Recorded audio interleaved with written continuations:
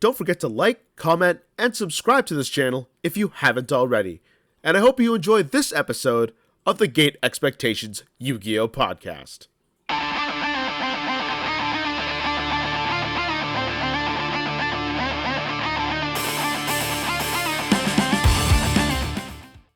Welcome, everybody, to the Gate Expectations Podcast, where I bring in a weekly guest, talk all things Yu-Gi-Oh! And get to know a little more about each person I talk to. It's the only Yu-Gi-Oh! Podcast that is run by a full-fledged journalist, such as myself. It's episode 42. If you haven't checked it out yet, you can check out earlier podcasts with guests like Crush Cards, Ruggles, Yassine, Pack, Distant Coder, and many more. My guest for this week is a YouTuber who vlogged the process of opening his own card store. He is the other half of the sealed 1v1 series with Ruggles. It is Mario Filice of Mario's Gaming World. Mario, thank you so much for coming on to my podcast. Hey, Dave. Thanks for having me. Appreciate it. Honored to be here. Hey, absolutely, of course. And as a lot of people may or may not know that we actually know each other personally, and we have so for a very long time. We met back at the very old card shop that used to exist in Belleville called Action Pack Gaming, then later renamed to Good Cells, and then now there's been like a couple shops in between that have been there, but now we finally have your own shop now with Mario's Gaming World. Yeah, it was always like a dream back in the day. I'd go to the card shop, start going there when I was like 16, 17. We've known each other almost 10 years, but even back then, I was always thinking, well, this would be kind of cool to do one day, just a little pet project, own a card shop. And, back in the day when I was younger, 17, 18, it was just like a fun fantasy, right? But then I started vending cards like around 4 years ago, I want to say. And then what ended up happening is one of the stores in the area, which I won't name, stopped holding Yu-Gi-Oh! Tournaments and wasn't holding any Pokemon tournaments. So the other card store in the area wasn't interested in doing Yu-Gi-Oh! Tournaments or doing them properly. So I had an opportunity to turn the vending, give it a physical location, give it somewhere where people could come and play cards, have tournaments. And thus was the birth of Mario's Gaming World. Yep. And I remember being there because I was living in your hometown of Belleville for a couple years because I was in there for school, and thankfully you had like a very temporary location which was like a stone throw away from where I was living at the time, and I'd try to come out there every Sunday. I know it wasn't like your ideal kind of look on it because it's just simply like an empty room of guys just coming in and just playing cards, and you just have your wares out there to buy and sell. But it started to blossom now. You actually have a physical shop now in town. Unfortunately, I left Belleville before I was able to actually see your physical shop, so I was kind of sad that I wasn't able to be part of that process. But it looks like you started to do better and well for yourself, at least from last time where I was able to go to your shop. And now you've got some real success on your hands now with YouTube, and especially being with Ruggles and doing the 1v1 series. Yeah, it's been a whole chain of events. If it wasn't for me opening the card shop, Ruggles actually never just would have come to play cards because there was really nowhere to play cards. So it's kind of funny that all happened. And then we were talking about ideas on how we could chronicleize the card shop and all that. And then Ruggles just mentioned, hey, you could probably start your own YouTube channel. You could probably just do a vlog of how the shop is going and how to run a shop and whatnot. And I'm like, no, that's not a terrible idea. And then the first year of videos on my channel was just basically that, trying to vlog under COVID times, mind you, not the easiest thing to do. Yeah, definitely not. That's how the YouTube started. And then now, because we can't do too much vloggy stuff with COVID, the restrictions are a lot worse than I feel they were towards the end of 2020. So now we're actually just doing, more gaming stuff on the YouTube channel. Streaming now actually on Twitch. We just started that a couple weeks ago. And the business, all in all, it's not going that bad. We started at a terrible time because we started having people in to play games in October 2019. And then March 2020 hits, COVID happens. And okay, well, I guess you can't have tournaments anymore. And that was the main reason people would come and play cards. But, through delivery and through curbside and this and that, box breaks and whatever, we do have still a successful business model here. We're still able still able to run away with money at the end of the month, which is good. I know a lot of card stores in the States, some in Canada, they closed down because of COVID, like early March, April, May, June of 2020. Yep. They just couldn't do it because they couldn't be open and overhead was ridiculous. But, we've patched our way through to here and we're still here. And, we're in a month full of product releases for all sorts of games. So it's going to be a good month at least. The great thing about when you open your shop is that, like, as you mentioned before, it was kind of the opportune time because I was a part of the previous shop that did run Yu-Gi-Oh! And then stopped all of a sudden. And then, not to mention, and then the other shop, it was more heavily focused on Magic. And I think a little bit of Pokemon. I'm not too sure about that. Maybe you can correct me on that one if it touched a lot on Pokemon. There was an initiative to try to get Pokemon going at that card shop. It never really took off, unfortunately. Just there weren't enough players. There wasn't enough going on there. Yeah. And they tried their best to do Yu-Gi-Oh! When the other card shop stopped. They tried, but it wasn't being handled properly, and they barely got 8 guys. Yeah. Because I remember when I was there, I think it was roughly about maybe a year. I think about maybe like the summer of like 2 years ago, roughly. I was there and they tried to start up Yu-Gi-Oh! A little bit, but those two were on like the brink of retirement, and I think they sold the store to like another group like not too long afterwards. So I think it's just something that they didn't feel like they really wanted to learn so much, especially if they knew that they were kind of on their way out. If you recall that. Yeah, I do. Yeah. They sold theirs like spring of 2020. The new people came in from Toronto area or whatever, and like their focus, from what I understand, is Magic, which is actually different topic for a different day, but kind of on the down low a little bit, maybe because of COVID, who knows. But they're also really focused on their tabletops and their Warhammers and stuff like that. Mm-hmm. Yeah, because there's a ton of Warhammer tables that are in there, and a lot of board games. Like immediately when you walk in, it's a ton of board games, and then like you can clearly see this Warhammer in the back, a little bit of Magic in the middle. But I barely saw any Yu-Gi-Oh! When I was there, and it didn't seem like they were kind of interested in expanding that product. Because I don't know what the reason was specifically, but maybe it's just the lack of product knowledge. Because it was just an old couple running the shop. Yeah, like they're old and they were ready to retire. They didn't really want to put much into it. They have Magic as a working engine. Magic would pay the bills, big set releases, all big pre-releases, all sorts of that stuff. So I think they were fine with their Magic, their Warhammer, and their day-to-day sales of the board games and all the little accessories that go with everything else. So I think they were comfortable. I don't think they felt the need to really take on an extra expenditure, such as Yu-Gi-Oh! Or anything else for that matter. But interestingly enough, I don't know if it's because of COVID or whatever, but not even the new owners are interested. They're interested in kind of just keeping things the way the same. Maybe they'll change one day, I don't know, but for now it's very much the same. This kind of goes back to what I was mentioning before we got a little bit off topic, but it's opportune time for you because now that there's like a yearn for Belleville and the surrounding area for that matter that wanted some Yu-Gi-Oh! Tournaments but didn't have a place to go. I mean, you're pretty much in the Quinte area, which for people who don't know where that is, that's basically roughly about an hour and a half. That's just east of Toronto where that is. So there's a little bit of a secluded area where you can encompass like a good 50-75 kilometers of radius of like people who want to play Yu-Gi-Oh! And then that you're kind of the store, and it's not until like you get about an hour out until you get to another store. So you really have like a bunch of potential customers that you can reach that want to play competitive Yu-Gi-Oh! and Pokemon and Digimon, because I know you're also into that too, and even Magic the Gathering. So it's kind of like a really good way for you to capitalize on the people who are just looking for a place to go to, and you're that spot. Yeah, I'm literally that guy. If Magic is the only thing that's really happening in the Quinte region and all the other stores, then sure, whatever. I'll have the Yu-Gi-Oh! Tournaments and I'll have the Digimon tournaments. And we successfully started a Pokemon community before COVID hit us once again with that December wave or whatever. But a Pokemon community was growing. Digimon community grew out of nowhere. That was really, really exciting. But yeah, like Magic was something I was going to focus on, but then COVID hit in March of 2020, and then I was like, okay, well, I never really had the chance, and being under COVID now, I'm not going to be able to compete with all the other bigger stores selling Magic, so I'll put Magic on the down low for now. I'll focus on Yu-Gi-Oh! And Pokemon.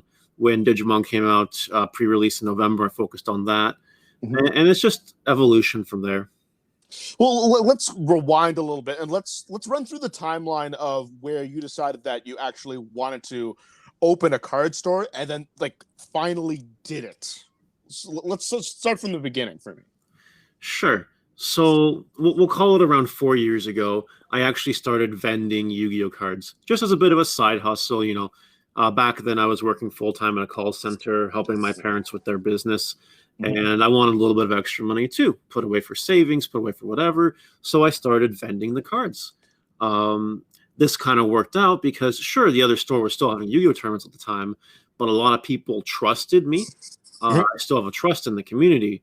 So if I could bring them, boxes, if I could bring them singles or whatever, I could buy collections. People will buy the cards from the collections, and it just kind of started as just simple vending, and that went on for about a year, year and a half, almost 2 years.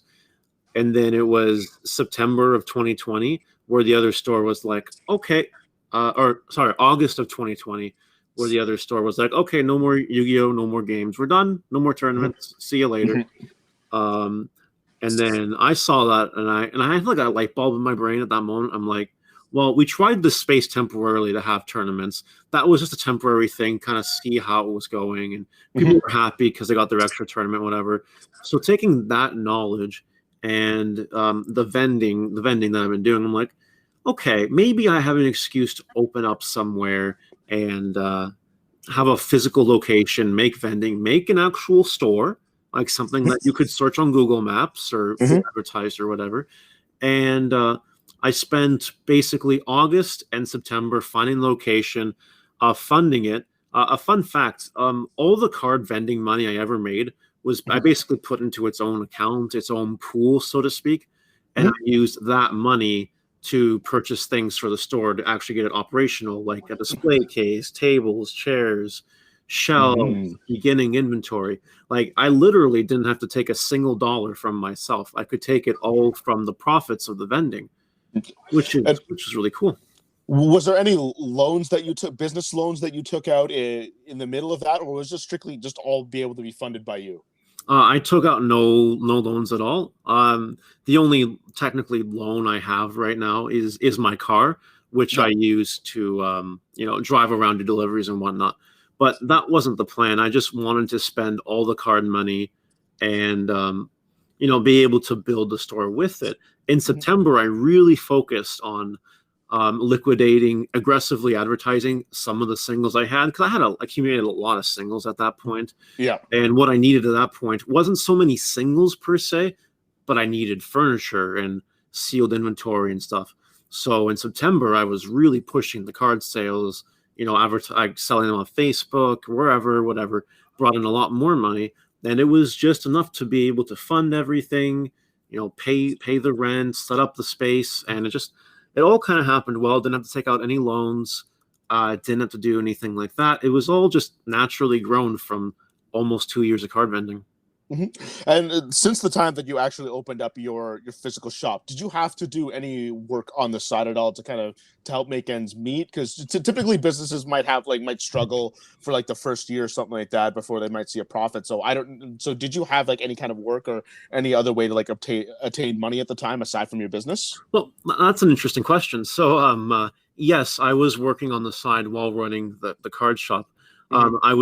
Before the card shop happened, I was laid off from the call center job. So at that point in time, I was just helping my parents with their business. And then they were obviously paying me to help with that.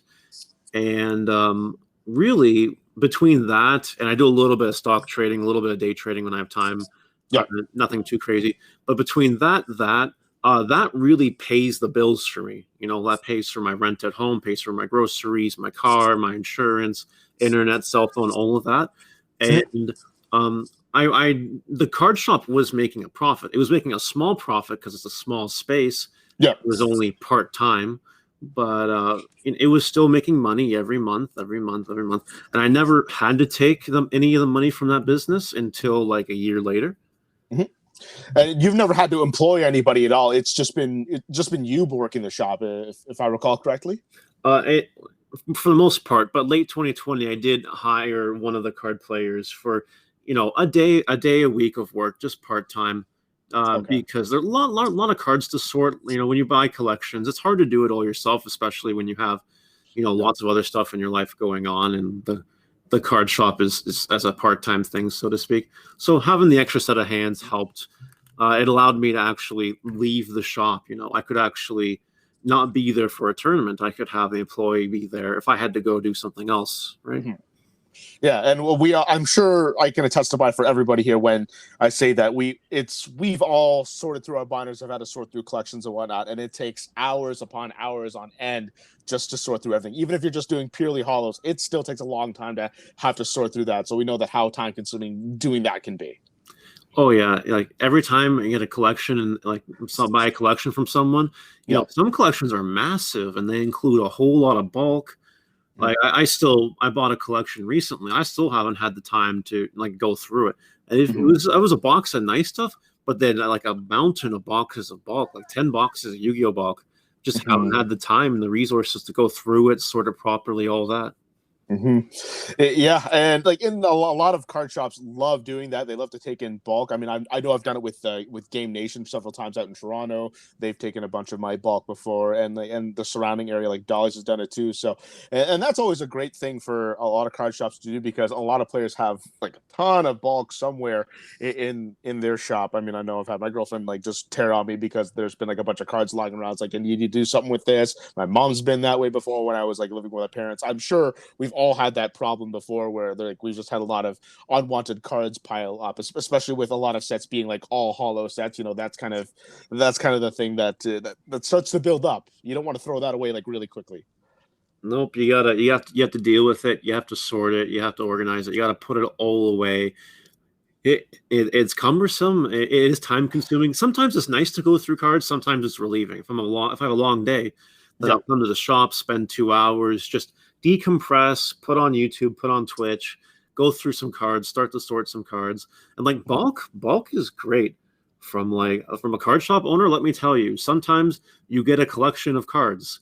One of my more recent collections, it was just basically boxes of commons that I paid almost nothing for. Sure. And as I was sorting them, I found 3 common Max C's in there. And I'm like, okay, well, that's 100% worth it.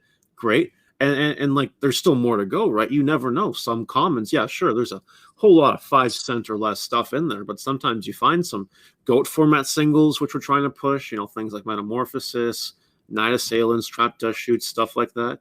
You never know what you can find. It's really like one ginormous box of chocolates. And when you go to like vendors, especially like at events or whatnot, I see them. It's often that you see them like kind of pluck out cards that you would like never be used. They'll be like, "I'll take this for 50 cents and whatnot." And it's amazing like they can have like a good knowledge of like what their basic stock is, and then kind of build up on that because Yu-Gi-Oh's can be one of those games where all of a sudden like $1 card might skyrocket up to like $10, $12, $15. Like we've seen it happen many times before, and that's like a big advantage of why like stores love to like take in a bunch of bulk because of that reason, because of like stock market in the game itself. And then not to mention that you're not just catering to like competitive card players. There are a lot of like old school players or like casual people that just like collecting the cards itself, that just kind of want all these older cards or these nostalgic cards, and like just collecting those like really help out. It's surprising for me when I was working in the card shop of how many people wanted the older cards and whatnot, like the theme cards, everything like that, just like nothing that would be competitive, and but that'd be like a big part of the sales. Yeah, you literally never know. Like I've seen some of the most random cards sold the last year and a half of being here. Like if you're in a tournament and you're in between rounds, people are going through your bulk boxes, looking through cards, and then they'll come and ring out, and there's like literally just like $10 of bulk cards that I can't even remember. Like nothing that was like meta, nothing that was, maybe they had a little bit of an anime influence for sure. But like it's amazing just how random cards like that out of a bulk box can just make a sale. Like if you paid $10 for a box of bulk, and then someone later on goes through your bulk and spends $10 on it, well, like there you go. And then every other sale from that point in time is just profit. Thanks for you having the bulk in the first place, just existing there. Yeah, it's all a matter of just putting in some time and hard work into every single collection that you get and sorting it out, and then it'll eventually just give you some money, and like you can make a profit out of it. Like I'm sure that like a lot of Yu-Gi-Oh players, that when they've bought stuff, they would buy it maybe on a low, and then eventually things will spike, and then you kind of sell it on a high. Like I've done it many times before, just as a player itself. I'm sure you've done it the same times, even before you even open a shop. Like every single player has had some kind of experience, like buying stuff when it's low, and then being able to like resell it or retrade it for a much higher price than what it has been. That's definitely a thing a lot of people do. If you think about back in the day, go back 8-10 years, I remember being able to go to a regionals, and people are a lot more informed nowadays about card values and trends than they were 10 years ago. 10 years ago, I could go in someone's trade binder.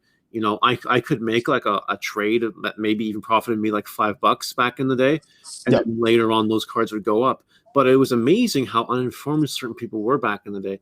But now we live in an era where a lot of people have card vending experience, whether it's just casual, they just do it by accident, or they just do it to grow their collection, or people that are just straight full card vendors. A lot more people nowadays are more informed of what's going on, and it's actually kind of great to see. Yeah, and especially with like the invention of smartphones too. Like you can go on like Yu-Gi-Oh Priceless app, or just go to TCG Player real quick and just look up the price of a card now. So if you have that, at least that bare knowledge, you can at least make an informed decision on like how much value of cards are when you do that, as opposed to before.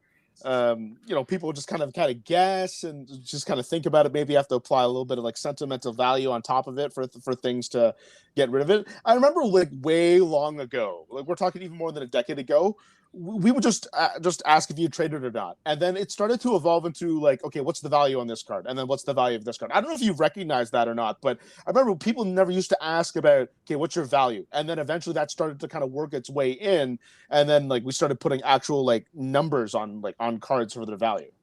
That's actually a really, really funny point. It reminds me of a story.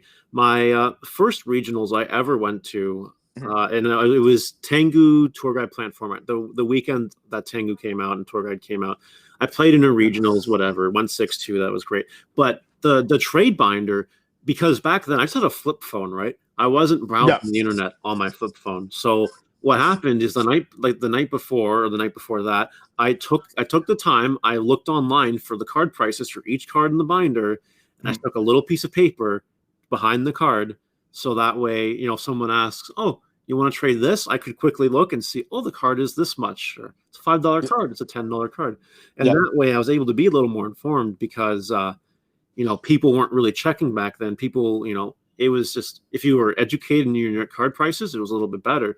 But now everyone's so, what's this worth? What's that worth? Let me look this up on my phone real quick, making sure I'm getting a decent deal, that kind of thing. People are a lot more stringent now than they were 10 years ago.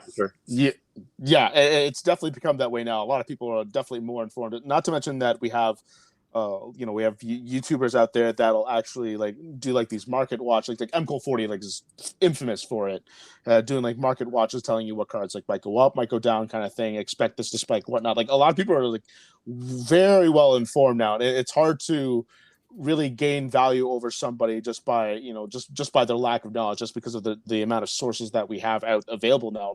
Pretty much everyone is informed at this point. Everyone could just kind of take 10 seconds to look it up and give you a value at that point.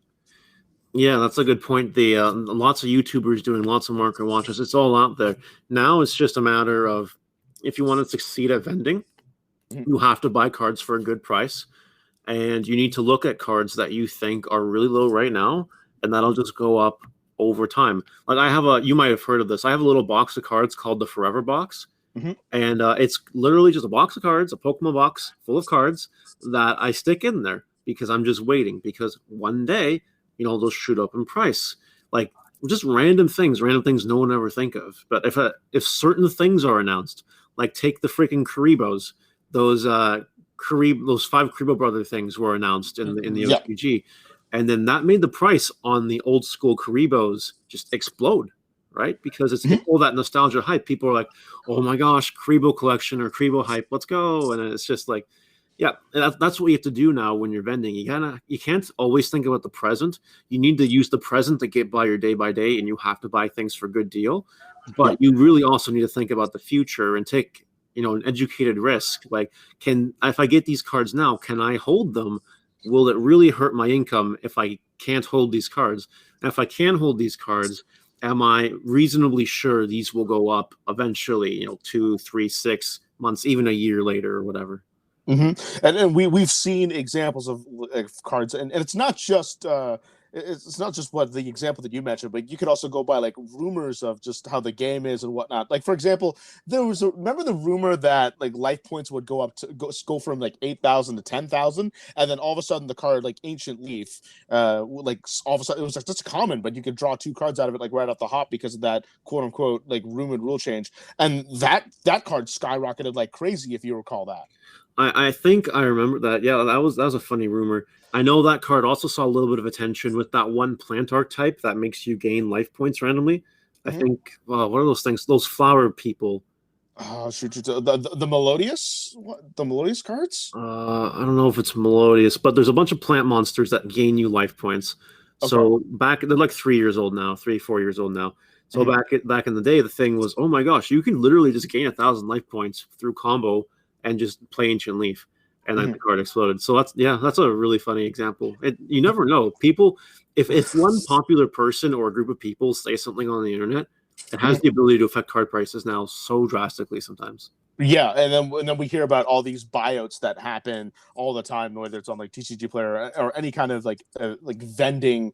Like a vending website or whatnot, like Troll and Toad, whatnot. Like, there's always going to be like buyouts, and then of course, like when more come in, then that means, the demand for it is up, so therefore, like the cost will go up on those cards, and then cards could just randomly skyrocket for no reason. It's like when like the mutant cards were announced, people looked at them and thought, oh, these are going to be reptiles. Oh, that means we got to get snake rains because they've never been reprinted before ever, and outside of the reprint they just got now, and people were just gathering them all together, and they all of a sudden just like skyrocketed to like at least over $10 a piece, and then realized, oh, they're not actually reptiles, they're psychics. Oh well, that kind of like it's just stuff like that. It's just being able to keep up with just the news of Yu-Gi-Oh as well.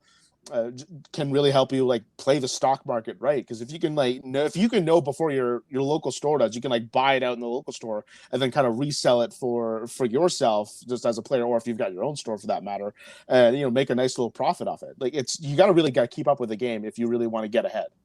Yeah, and it goes all full circle. Like Snake Rain is something back then you find in your bulk, literally just like a common, I think, or something. Like Rare. Like that's just stuff you find in your bulk. People going through their bulk and being like, "Oh wow, look at all the freaking snake rains I have." It's funny. I went out of my way to pick up a set of collector rare snake rains, for a cheap price, obviously, because I'm store, and I just stuck them away because one day we'll get that archetype. Not the reptile archetype we just got, or maybe we'll get support or whatever. Yeah. Snake rain collector rare could explode one day. And I was okay spending the money to get a playset just to put away, so that one day maybe sell it for a really good profit. Yeah, because when you read the card itself, it's a broken effect. You just need to have a deck that can like fully exploit that effect to that's top tier, and then once that happens, like those snake rains are going to absolutely skyrocket in price. So that's just basically an educated guess at this point, because the card itself is the effect is amazing. Let's just find a deck that can actually like capitalize on that effect and like put it to its full potential, kind of thing. Yeah, you just literally never know. Or maybe we don't even get an archetype. Maybe we literally get something that's like a soul charge for reptiles. And then all of a sudden it's like, okay, so the combo is, all right, Snake Rain, all right, Soul Charge reptile card. Bring them all back, combo off. And if we get a card like that, boom, collector versus Snake Rain is like $200, Yeah. It's nuts. Yeah, and again, this goes back to just being able to have educated guesses, like catch up on the news, and just kind of be able to make educated guesses on what you think could be valuable in the future. Like for example, I remember there's a YCS Toronto that Joshua Graham won. He won it with windups, and I thought, okay, like windups are going to make a comeback. It's going to be big. Like Shockmaster, that was the day that Shockmaster like spiked in price before the event, because people found out that, okay, that's going to be the card to shut everything down. So I collected so many windups like before that event happened. I'm like, okay, and then like I was able to sell it off for like weeks afterwards because it was like the deck.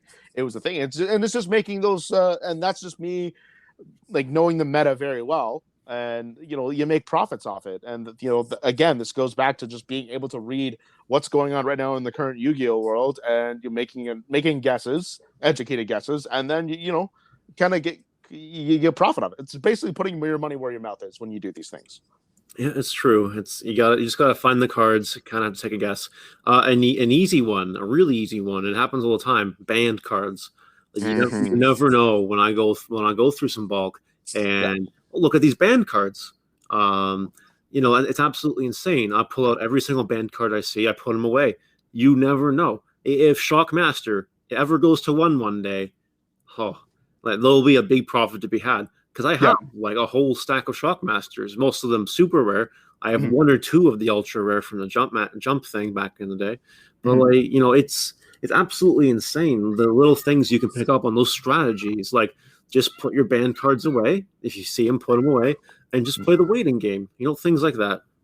Yeah, and not to mention a lot of people at that point, once stuff gets banned, like especially when it's freshly banned, they don't want to deal with it anymore, so they're willing to throw it away as like a throw-in or something like that. So it's so easy to just get it. Like, there's like some cards that kind of are an exception to the rule just because of their scarcity. Like Masterpiece, for example, it's still I don't want to say a very expensive card, but for a banned card, it has a bit of a price tag to it. So people kind of hold on to those. But for a majority of a lot of other banned cards that come out, people are willing to just throw them away as if they're nothing, like, because they think that, oh, it's never going to come back, whatever, let's just get rid of it. If somebody, you found somebody that was able to take away a card, like, trying to make the most of its value per se, and you're just kind of swooping in there and taking advantage of someone who's just kind of, they just don't want that card anymore, and you take it, wait a little bit, and maybe you might make an extra $5-10 down the road. But you do that like 50 times, 100 times over, like, that's going to be a considerable profit. That's exactly how it works. I've made killings off of ban lists, like Harpy's Feather Duster. I only had 4 Harpy's Feather Dusters, but when the time came, it came unbanned. I made a very, very good sale just off that ban list, just of Harpy's Feather Duster going to 1. I don't remember the exact number anymore, but I remember getting Harpy's Feather Dusters for dirt cheap because they were banned. Even secret rares from like Legendary Collection Yugi's World. Secret rares, nice looking ones. Cheap, almost nothing. One of them was in bulk, like the Battle Pack rare one or whatever. Found it in bulk one day. And then a ban list happens. It's not a bulk anymore, right? Yeah. And you just move it. It was great. It's just those little things.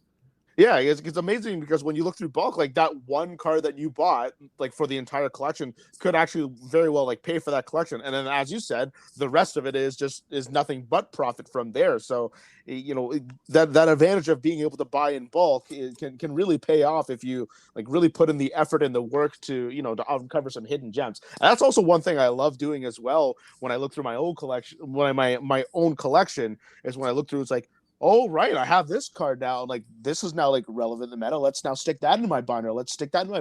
And it's more like a macro level of doing it the way that like card shops do it now. But again, like, you're still profiting like very well off it, and that's like it's a key factor and a very huge factor for helping a store make money than that you never would think. It's just how it is. Ban lists are always funny. Like, even in other games, Magic and Pokemon, I still take the banned cards. Why? Because you never know.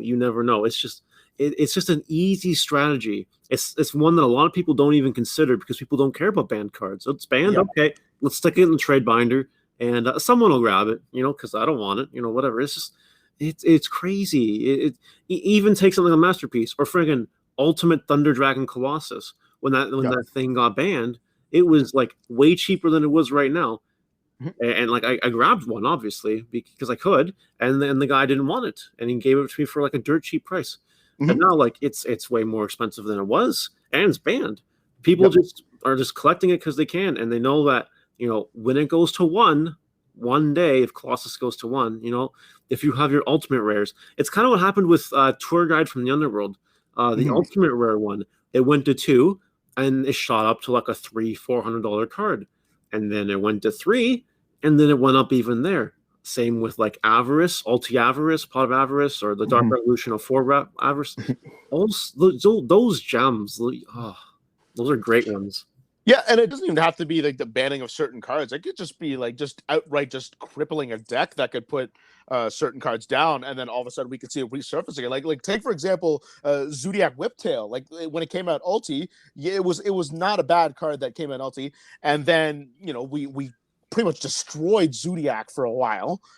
We didn't see it. We didn't see it because like Dryden was out and whatnot, and now like Zodiac is back like in a big time way because like Nadir Servant like with Dogmatica's really improved its stock value, and then Ulti Whiptails all of a sudden went from like a $15 Canadian card up to like God knows how much it is now. Like it's been fluctuating so high that I don't even know what the consistent price is like right offhand. But that's an example of like a card that could just simply go up and down like all over the place in the blink of an eye. Yeah, you don't even know. I had one LT Whiptail in my display case for the longest time when I opened shop. It was like a $10-15 card. Ultimate rare, $10-15. And then a little bit of support here and there. Zodiac starts seeing play. And then I sold it back then for like $65 Canadian. I remember that sale. It was $65. Now it's way more than that. I wish I kind of held it, but we never knew how high it was going to go. But, considering the card in my display case was worth $10 and I sold it for $65, like, okay, sure.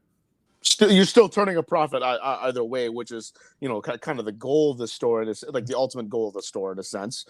So I mean, I wouldn't consider that a huge loss, but it's just amazing again that how we can see all these cards kind of like spike and drop out of nowhere. So like you really have to be on top of this game, or else you could get lost very quickly on like card prices go like for collections. Like sometimes your collections could all of a sudden just plummet like crazy, and like my collection now it's not worth as much as it used to be for sure because I haven't been able to touch the game in a while. But that's just the nature of the game. It's just how it is. You just got to be smart with it too. Yep, it's all about being smart. Being the card shop owner that I am, I try to help people through the transition because we live in an area where some people are informed, yes, but some people aren't as informed. So I try to offer a helping hand here and there. Like if I know something is going to go up in price or I can theorize it, I'll be like, hey, you want to play this deck. These cards might go up in price. You might want to buy them just in case they do because they're not going down, but they're probably going to go up. And it's helped people. That's like how it's all about. You got to be trusted. You gotta help people, even if you can make $10 more down the road. That $10 you lose is a happy customer. Whatever. That's great. Yeah, this is how I kind of see things. Let's use like the neighboring city that you live in, Trenton, which what for people who don't know what it is. Let's kind of use that as an example. Like that meta is purely casual. Like there's no tournaments that happen there. Like everybody kind of plays with whatever like list they want. The majority of them don't even really play by the actual list. They just play with whatever cards that they have. And like you and I could pretty much walk in there with starter decks and pretty much like annihilate everybody. Just to put it into perspective of how like casual that place is. A very tight knit group, but they don't know values of cards very well. And sometimes you might want to come in a day and like maybe like get some like nice trades off. But at the same time, if you keep like doing that every single day, like they're not going to be able to like grow or like expand their collections and whatnot because you're just kind of stripping them of anything they have. It's like planting a tree. Let the fruit grow. Like let them like have some cards that they want. And eventually they'll start like growing themselves, and once they grow and whatnot, they can in turn kind of help you a little bit more down the road when they finally like expand their collections, get more, and they'll say, "Oh yeah, I've got this spare because I've had a bunch." Yeah, do you have one? Like for example, like Bear, for example, he had like an Engage that he just wanted to get rid of. I'm like, okay, I took it off him, but I still gave him like the $100+ like price tag for it. Like kind of helped him out. Like so, I'm trying to help that community grow a bit too. But that's just an example of just kind of knowing the game, because a lot of those guys don't really know the game, and they've like given me trades and said, "Can I do this?" I'm like, no. Take a little bit more than that. Your card's actually worth a lot more than that. Take a little bit more out of my binder. Just take whatever, because you don't want to jip these guys. No, you don't. When you go in there and your community, your card community is based on how everyone interacts with each other. I like to give the analogy like we're one big happy family here in Belleville, right? So yeah. you got to take care of them. You kind of have to help them through a little bit. If people are always lending each other cards back when tournaments were a thing, people were trading each other cards for good deals. People were being nice and honest with each other. There wasn't any scummy business or like anything like that. It's all just nice stuff. And as a card shop owner, yes, I have to at the end of the day make a profit, but if I also don't build the community, if I don't keep Mhm. everyone happy, as tight Yeah. knit as possible, and if people, if they feel like they're getting screwed over or whatever, then it's the community is going to diminish, and then the sales are obviously going to diminish. So Yeah. it's all hand in hand. Like when you're running a business, 50% of the job is making the money, 50% of the job is the customer service. And Mhm. when it comes to your hobbies, it's just the greater community you can build, the better it is for literally everyone. Exactly that. It's being able to foster that Yu-Gi-Oh community that'll help build it, and then in turn, once you like build that community, they will help you. Like I always use this as an example for myself. Like I've only topped one YCS ever in my life. I've only one topped one, and that's because there was this one guy in Peterborough who got into Yu-Gi-Oh, and I trained him for a bit. And then after I trained him, like he was good, like he was getting to be a really good player. Could have been a top player. He topped the YCS too. And then he went off, branched off to like other people, like started talking to other people who were better than me, learned from them, and kind of came back. And then he taught me how to play the game a bit more. And because we went for like we play tested for hard for 2 weeks on end with Necros mirror match. Like he trained me in the mirror match so well. Like I never lost a single Necros match ever at that YCS. And that was like a big reason why I was able to top it. And because of that, like I helped foster him. Then he came around, he fostered me, and he put me on a level that I had never been on before. So that's the kind of example here. That's on a playing level, but you can really relate that too, as far as like getting cards, building a community, and just making everything better. Because again, like when one person starts playing Yu-Gi-Oh, there's a chance that they might get others into playing Yu-Gi-Oh, and so forth. And it just kind of like snowballs and snowballs from there. And that's how you get like a big community. Because now I think you get about roughly before everything was locked down, weren't you getting like numbers in like the 15s and like the 20s when you're having tournaments? Yeah, we are the biggest we hit was 19 players at one point. Yeah. Like we did get 19 at one point, and that was great. It was a happy accident, but a few like literally it was the regular bunch. It would have been around 12 people, but Mhm. then someone came in, they invited their friends, and then someone else came in because they heard one of their friends was going, and they Yeah. invited their friends, and then it was 19 people. It was 5 rounds, top 8 people. Like and that was a lot of people's favorite locals. Yeah, it was a Mhm. little tight for space, sure, but like people were playing cards, they were socializing, communicating, trading with each other, helping each other out. It was a really really really good experience to just be Mhm. there, film it, capture it. Oh, it was great. Yeah, and Belleville. When I first came there were a lot of people, and there was like 20, 22 people. I think it was like the first tournament I ever came to, and that was roughly it was like Gladiator Beast format. So I think that was like 2008. Like that's the first time I came to Belleville, and then ever since then, perennially for like a good like 5, 6 years, you were getting roughly like 8, 10 people around that. Like the numbers weren't were the greatest. Granted, your Belleville is a very small city. I think it was like what 54,000. I think it is. So it's not the biggest city, but like numbers were down, and like we knew that there was a potential for numbers to be much higher because we've already seen like how big it's been before. And then now that your shop has opened up, I've seen like numbers increase again. Like you're easily going past 10 people, like then like 15 people. That may not be a lot to some like a bunch of other shops, but like considering it for a small city like of like just under 60,000, like 15 people, 20 people for Yu-Gi-Oh, it's actually a lot of people for a Yu-Gi-Oh tournament. Yeah, it's a good point. Like in a small place like Belleville, if you can have 5 rounds, that's a win. That's That just is a a win. very big win. Mm-hmm. Toronto, Kingston, I don't even know Kingston anymore, but like Toronto, no problem. 5 rounds all day. But like a little place like this, just a little tight knit place like Belleville, Mm-hmm. all the stars have to align. And it's not just that. The community of people that actually play card games is like in the 30s for sure. It's just there's so many people that come out once or twice or Mm-hmm. whatever. And it's all about trying to get them back in. And Yeah. COVID kind of just stomped all over that. People got, separated and all that. But, we're entering a time where, stage 1 happens, can't do anything. Stage 2 happens, still can't do anything. But when stage 3 happens, well, we can have people in the store again. We can actually have tournaments again. Mm-hmm. And since then, I've gotten more space in the store. I got a secondary unit connecting to mine. Mm-hmm. So, like, we can legitimately do what we were doing back before COVID. And it's just going to be really, really aggressive. Hey, guys, we know you want to play cards. It's been a pretty unfortunate last year, year and a half, but we can play cards now. Come and play cards. Just come in and bring your friends. Please bring your friends. And I see positive things only. I don't know if you ever saw, but it happened over the weekend, probably yesterday, so which would be Saturday for people who don't know what day it is, considering what recording this.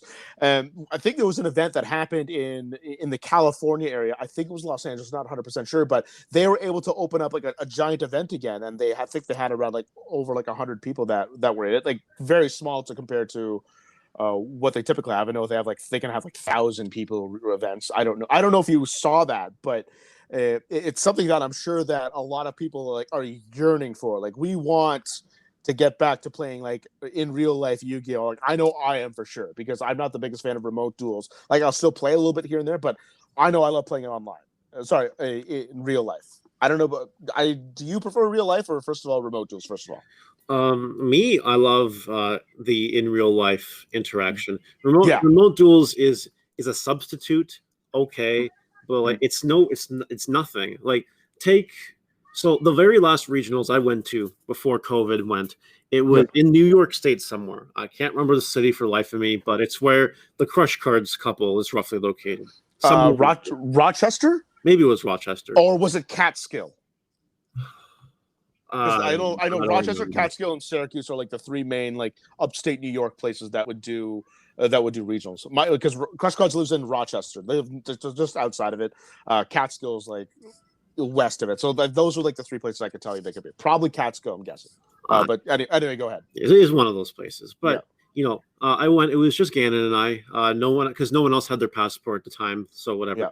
It was just two of us, and we just had a nice drive. It was like 4 hours or whatever. We stopped and got food on the way there, on the way back. And it was just, it was socializing. It was grabbing food. It was going to a place you've never been before, interacting with all these different people. And like, it was just Gannon and I. So it wasn't that big of a deal. But take something even like a Toronto Regionals, where literally everyone is going. Like, Toronto Regionals are notorious. Like, half the Yu-Gi-Oh community will just go there because it's only a 2-hour drive. And then you're meeting everyone in Toronto. Like, I know a lot of people. You know a lot of people. And it's just kind of cool hanging out with those people again, having that social interaction. It's not like it's obviously about the card games. That's why people are there. But the social interaction and the friendship and, what can you do after the tournament if you have time to do things after the tournament or before or whatever. That it's the human experience.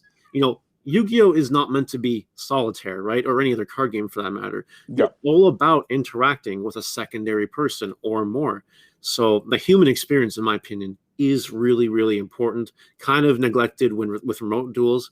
Unfortunately, it's what we have. But like the minute regionals start up again and we can cross borders and do things and play cards, I'm gone. And I know a bunch of people in Belleville, Gannon, Ruggles, a couple others, they're gone too. They're going to be in my car. And we're going. So with that being said, do you think that you're going to see like a ton of faces whenever you're able to open up Mario's Gaming World back again and host Yu-Gi-Oh tournaments? I think so. There have been a lot, like in the last year and a half, and the YouTube channel's been really good for this. There's a lot of people that have messaged me on the Facebook page, left it in the comments, or other streamer friends I know, and not just for Yu-Gi-Oh, but other card games that are just saying, I really want to come visit your shop because this seems like a really cool place. And I'm like, yeah, honestly, you should. You really should. Like, there's people from Toronto that want to come visit. There's people from Kingston that want to come visit. They like Ottawa wants to come visit. People from the States, for freaking sakes, want to come and visit. That's a little more complicated, but I know that the Crush Cards couple wants to come here. And it's going to be the two of them, me, Ruggles, and the community, one big thing. Like it's going to be very fun. Yeah, and I can't wait too, because like again, like where I live, like I'm only an hour 15 minutes away from you, so that's a very easy drive. Not to mention, I've lived in the town for a couple of years. I have a ton of friends in Belleville that that formerly played Yu-Gi-Oh. That's kind of how I got myself immersed in the town, first of all, and then not to mention I went to school there as well. And then a lot of the Belleville community like knows me personally quite well as well. So so I'm like I have like a fair like connection with Belleville in a sense. So like that's definitely something that I would love to be a part of, because unfortunately when I had left Belleville, as I mentioned at the start of the podcast, you hadn't put up your shop yet. You were just in the midst of just kind of like the tester feeling out stage at this point. So I kind of left it like the wrong time. And then that's when Ruggles like came back from Toronto and then came back to Belleville. So it's like, oh my God, my timing is terrible for that. But so I haven't had the opportunity to be able to visit your store, especially when COVID came around. Like that obviously didn't help the cause at all. But it's something I definitely wanted to do once things open up again. I want to go out and like, go to all these places, and I'm sure, and every single person, at least in my Yu-Gi-Oh community, wants to go out to like. They keep telling me like, man, Bowie, we should go out and like when we go to regionals, we should go like Korean barbecue, and then we're gonna go play Yu-Gi-Oh. Like I can't wait to do all of that again. Like everybody said that, and I'm sure you've definitely had like a very similar experience where everyone said like, I want to do this. I want to do that. Like, why can't stuff open up again, and so on? Yeah, that's really how it is. Like we have our own personal experiences here. The last regionals, a bunch of us went together, had a good time. Was the Montreal regionals. The car was myself, Ruggles, Ryan Kane, Gannon, and Brandon. You might know him, I don't know, but it was the 5 of us. We went to Montreal regionals the Saturday morning. We hung out there. We did the regionals, but we spent the night in a hotel. We hung out with Gabe Vargas. We hung out with a couple other people, and we went to just explore Montreal a little bit. Played games in the hotel room till like 3 a.m. and then we left. Like that was a wonderful experience. And like I obviously you definitely should get yourself down here when we can actually restart having tournaments. Like it'll be a fun time. Mm-hmm. I absolutely can't wait, because I remember when you were like in the midst of like kind of in the field of tester change. I remember I told you some words of advice, whether you took it or not. I think you did, considering it. I told you, if you're gonna do this shop, you've got to go all the way. Like you can't half-ass it. You've got to go like put your heart, put your soul like 100% into it. And I'm sure that you did, because it's finally up and open now, and it's been running. And as you've been telling me, you've been getting some good success, and I'm seeing like 2008 numbers of Yu-Gi-Oh again happen in your shop, which is a really good thing for that matter. And like I love going to a card shop that has a ton of people in it, because that's more people for me to talk to, more people for me to know, like more people I can trade with. It's a completely different experience when you get to play with like 20 potential people, rather than playing with like 4 and 5 that you've already like played with like every single week. Yeah, I think the advice definitely went to the right place, because now here we are, and the store is here, and it's nice to actually finally be able to do it. It's a shame that COVID happened when it did, but I know that once COVID is done, barring any other cataclysmic or some quarantine-like event, it's only going to get better from here. More and more people are only going to start showing up, and there are some really, really good times ahead, and it's thanks to just opening this place in the first place. Yeah, it's kind of like the whole pandemic is kind of like a floodgate. Once this floodgate opens up, we're just gonna hopefully get like an influx of players that just want to come in and just play the game again, knowing that they haven't been able to play in a while. Like even just the very casual players know that they barely can play with anybody else, because they got to be secluded to their houses or whatnot, and like finally get to go out to play. I'm sure even they will have that same thought. Yeah, so there was a little bit of a period where we were allowed to have up to 10 people in the store, like including myself.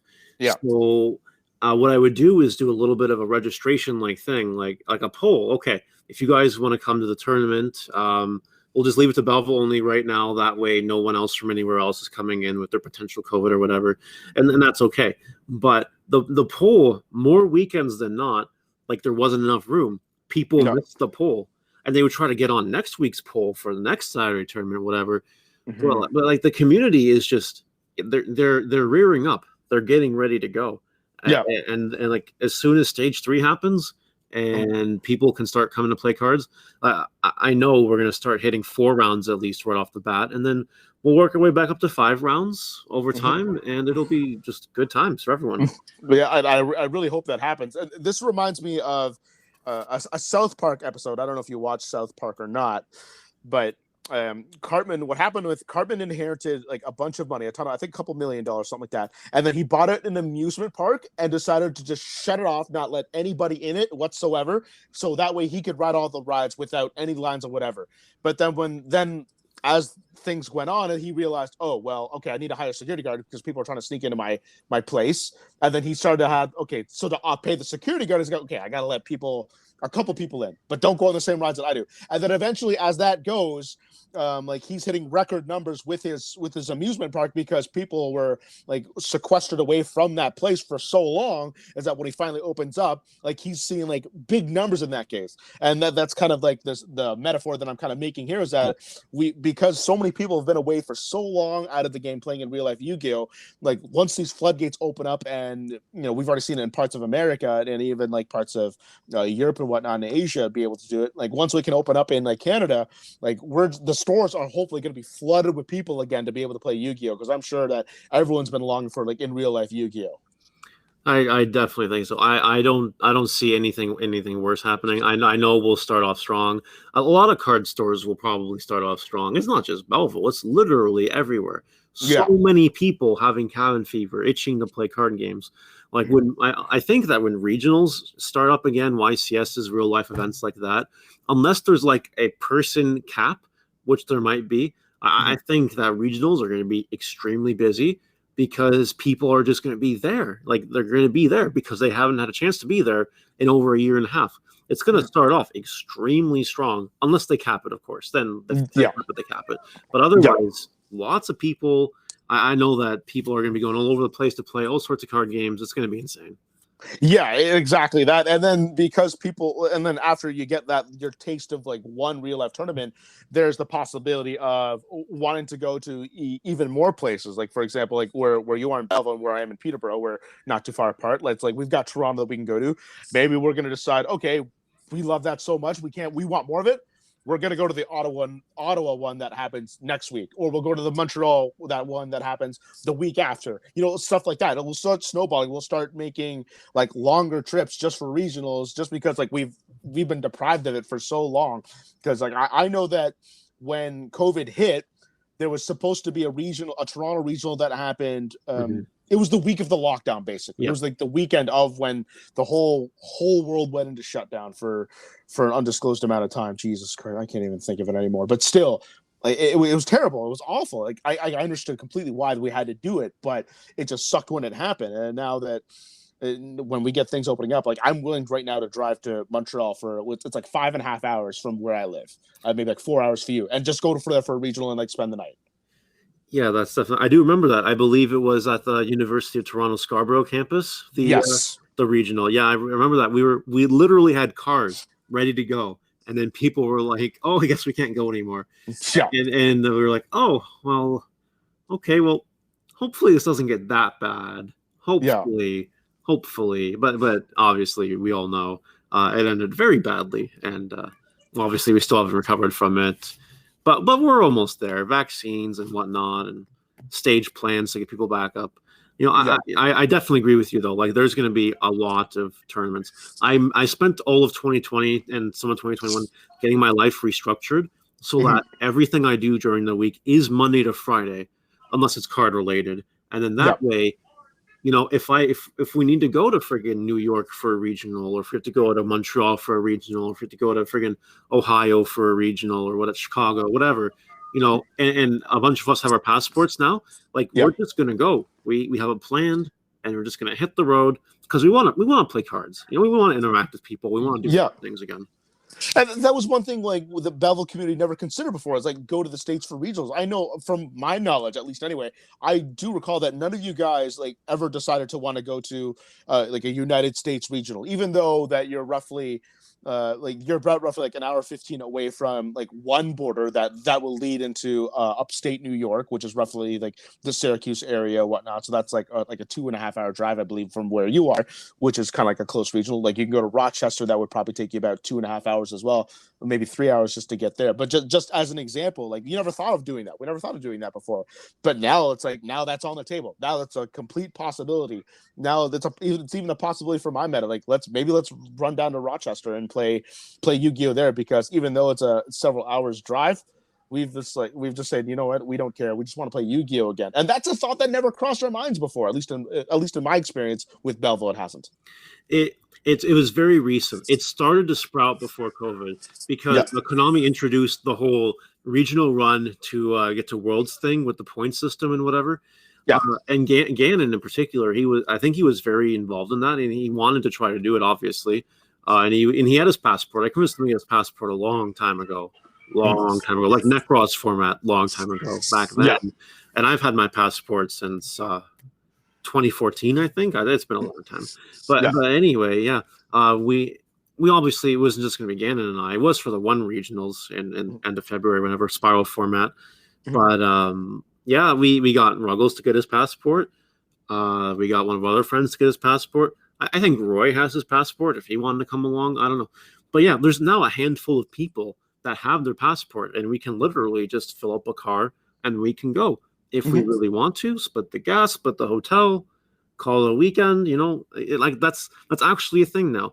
But COVID is really going to make it explode because we haven't had the chance. Now we really want to. But it was festering. It was slowly, end of 2019, starting to fester in our brains. And COVID kind of just, shut it down a little bit.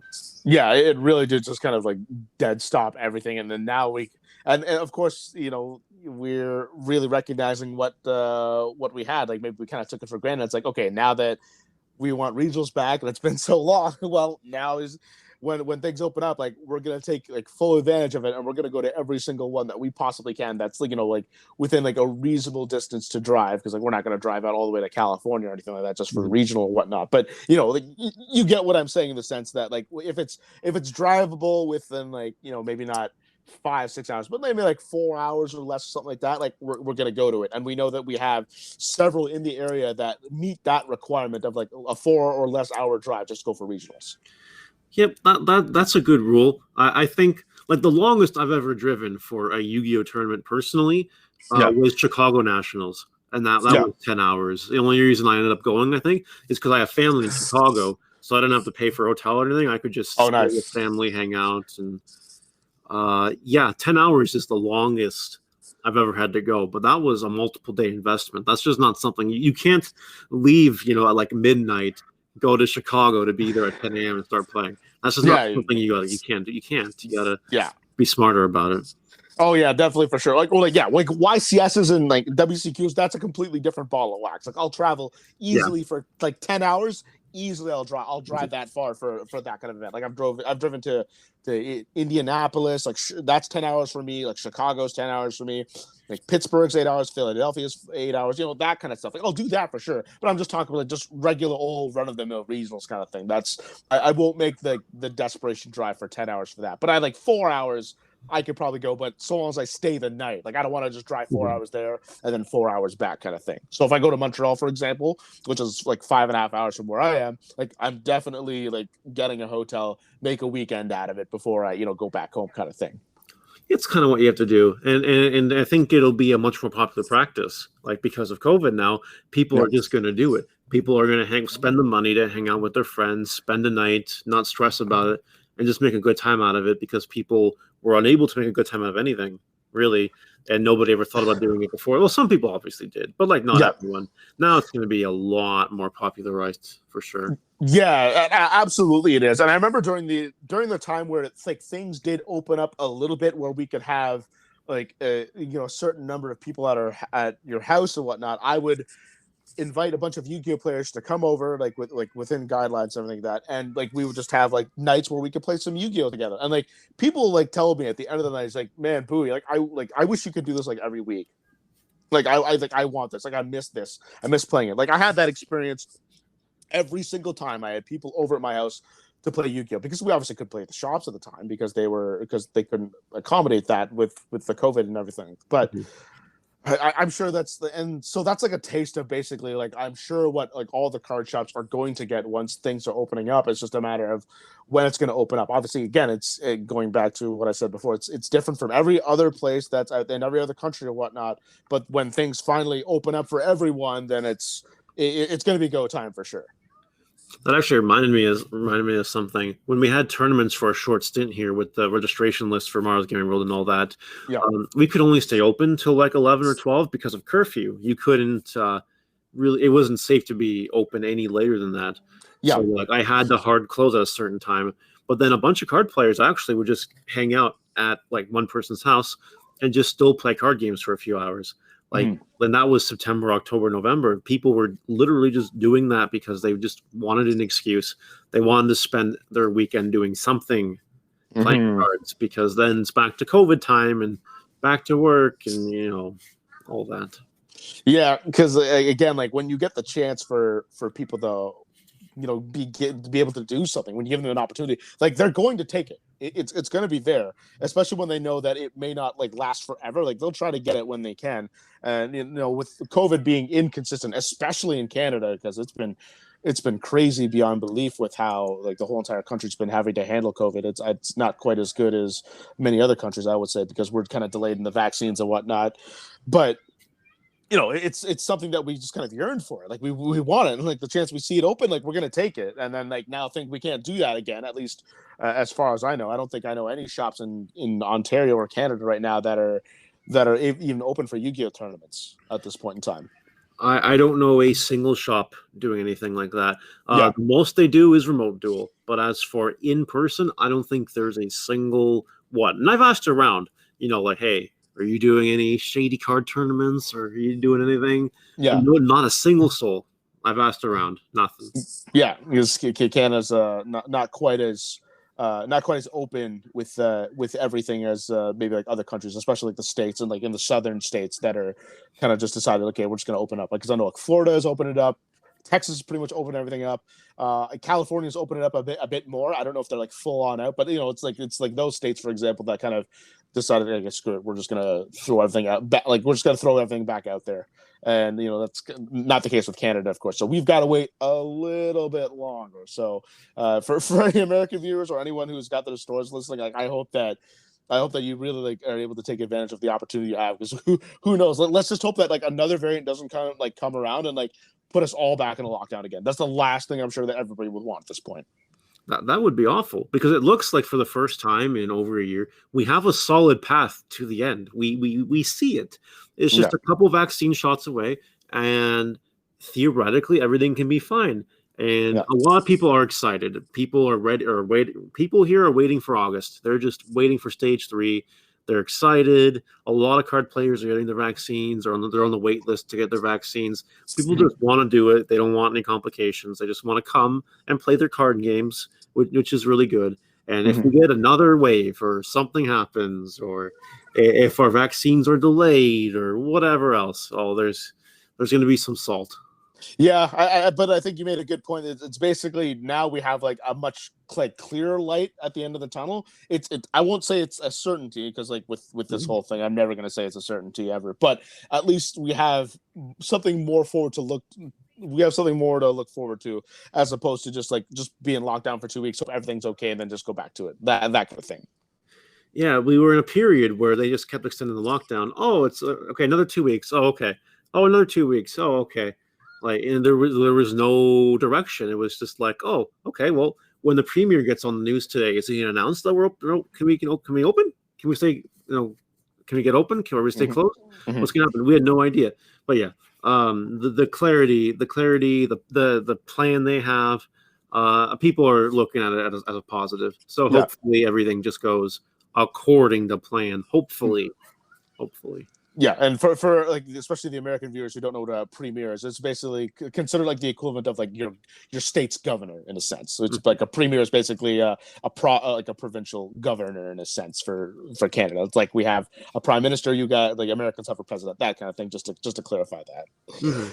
I'm sure. Okay, so one other thing, that's going to change gears a bit now, because I'm sure a lot of people would love to hear about this on your perspective, because you are part of the infamous 1v1 series that you and Ruggles run together, which has been a fantastic thing to watch. And of course, like we all know that Ruggles is probably one of the best Yugitubers out there in terms of video production, for sure. Like everything you watch is practically like a wonderful story in itself, and you get to be the other half of it, being able to play him with it. So why don't we start with how did this 1v1 series kind of start about with you and Ruggles?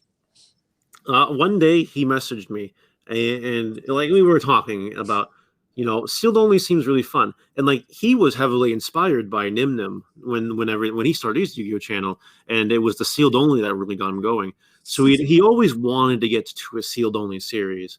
And Ruggles and I, we're good friends. So we got to a point where I had a YouTube, he has a YouTube. So he asked me, he's like, hey, can we make this happen?